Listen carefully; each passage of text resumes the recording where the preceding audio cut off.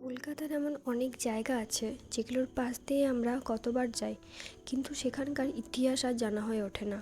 আর সেই রকমই এক ঐতিহাসিক ও আধ্যাত্মিক স্থানের সন্ধানে আমি এসেছি উত্তর কলকাতার প্রায় 300 বছরের পুরনো জাগ্রত মন্দির ঠনঠনিয়া সিদ্ধেশ্বরী কালী মন্দিরে। শহরের ব্যস্ত রাস্তা পেরিয়ে যখন মন্দিরের দিকে এগোচ্ছিলাম, তখন ভাবতে পারিনি এই কোলাহলের মাঝেও এক পুরনো ইতিহাস লুকিয়ে রয়েছে। হ্যাঁ, এটাই ঠনঠনিয়া সিদ্ধেশ্বরী কালীবাড়ি।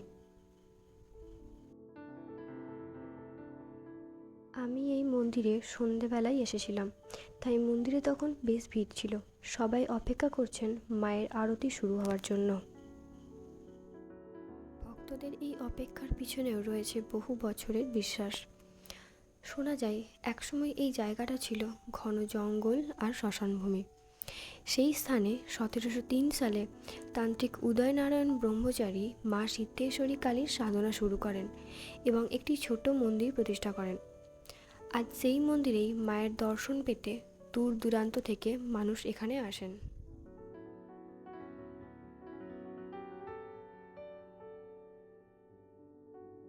এই মন্দিরের পাশেই রয়েছে একটি শিবলিঙ্গ। এখানে আগে শিবের পূজা হয়, তারপর শুরু হয় মায়ের আরতি। মন্দিরের ভেতরে ছাদ আর স্থাপত্য দেখলেই বোঝা যায় এর বয়স কতটা পুরনো।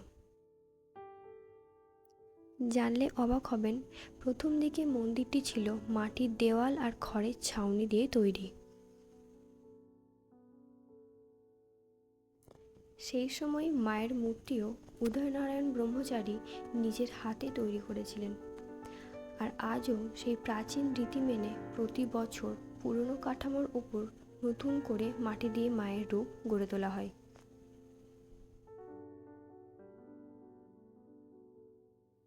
আরতির প্রস্তুতি তখন প্রায় শেষ। চারপাশে ধূপের গন্ধ আর ভক্তদের অপেক্ষা দুটোই মোটামুটি ক্রমশ বাড়ছিল। এই মন্দিরের আরেকটি বিশেষ দিক হলো এখানে তন্ত্রমতে মা সিদ্ধেশ্বরী কালীর পুজো করা হয়। সেই প্রাচীন প্রথা অনুযায়ী আজও এখানে বলি প্রথা প্রচলিত। ভক্তদের বিশ্বাস মা সিদ্ধেশ্বরী খুবই জাগ্রত, তাই দূর দূরান্ত থেকে আসা অসংখ্য মানুষ মায়ের আশীর্বাদ নিতে এখানে আসেন। এই মন্দিরের সাথেই জড়িয়ে আছেন শ্রীরামকৃষ্ণ পরমহংসদেব। তিনি বহুবার এখানে এসেছিলেন এবং মায়ের উদ্দেশ্যে ভক্তিগীতি গেয়েছিলেন। কথিত আছে তার মাধ্যমেই এখানে মাকে ডাব চিংড়ি নিবেদন করার বিশেষ প্রথা সূচনা হয়। আজ সেই বিশেষ পুজোর সময়ও পালন করা হয়। ভক্তদের বিশ্বাস মা সিদ্ধেশ্বরী খুবই জাগ্রত, আর আরতির সময় এই বিশ্বাসটা যেন আরও বেশি করে অনুভব করা যায়। মায়ের আরতির কিছু মুহূর্ত চলুন আপনাদের সাথেও শেয়ার করে নিই।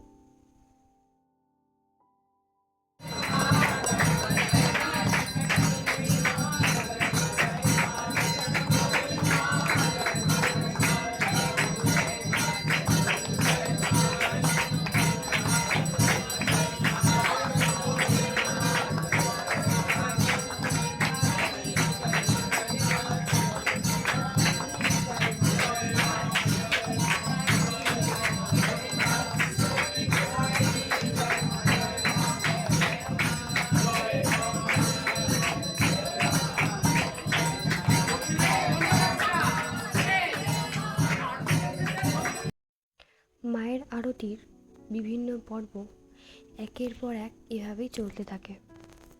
শতাব্দী পেরিয়েও এখানকার বহু প্রাচীন রীতি আজও একইভাবে নিষ্ঠার সাথে ভক্তির সাথে পালন করা হয়।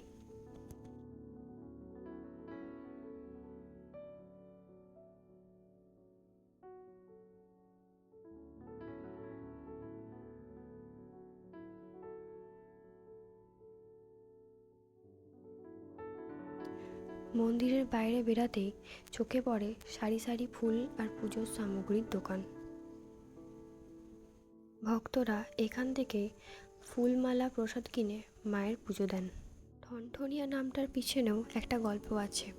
একসময় চারিদিকে জঙ্গল থাকায় মন্দিরের ঘণ্টার ঠনঠন শব্দ অনেক দূর পর্যন্ত শোনা যেত। সেই ঠনঠন শব্দ থেকেই ধীরে ধীরে এই জায়গার নাম হয়ে ওঠে ঠনঠনিয়া। প্রায় 300 বছরের ইতিহাস, অগণিত মানুষের বিশ্বাস আর মায়ের আশীর্বাদ সঙ্গে নিয়ে আজ এখানে শেষ করছি।